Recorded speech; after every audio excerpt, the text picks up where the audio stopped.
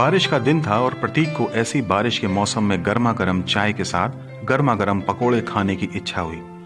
उसने अपनी इस इच्छा को जब अपनी पत्नी से कहा तो वह गुस्से से लाल पीली हो गई और बोली, मैं दिन भर किचन और घर के दूसरे काम करके थक जाती हूँ और तुम्हें पकोड़े खाने हैं। मैं बहुत थक गई हूँ, मैं कुछ नहीं बना रही।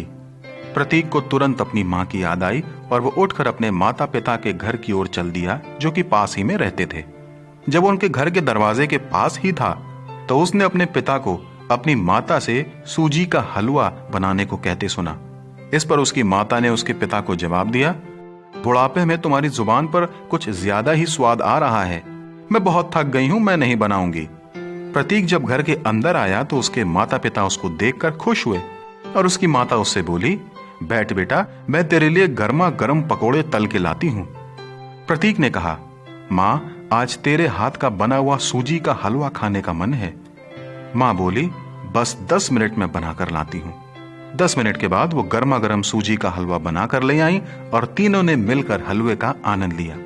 प्रतीक जब वापस अपने घर पहुंचा तो उसने देखा कि उसकी पत्नी उनके बेटे को गर्मा गर्म पकोड़े खिला रही थी।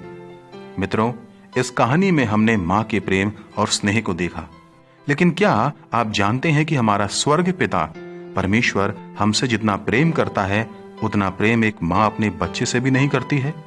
परमेश्वर के इस प्रेम को हम यशायाह नबी की पुस्तक के 49 अध्याय के 15 पद में देखते हैं।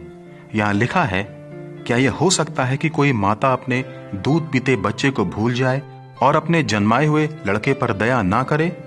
हाँ, वो तो भूल सकती है, परंतु मैं तुझे कभी नहीं भूल सकता। देख, मैंने तेरा चित्र अपनी हथेलियों पर खोद कर बनाया है। तेरी शहरपना सदैव मेरी दृष्टि के सामने बनी रहती है। कितना अद्भुत प्रेम! क्या आपने इस प्रेम को अनुभव किया है? यदि नहीं तो आज ही अनुभव करें।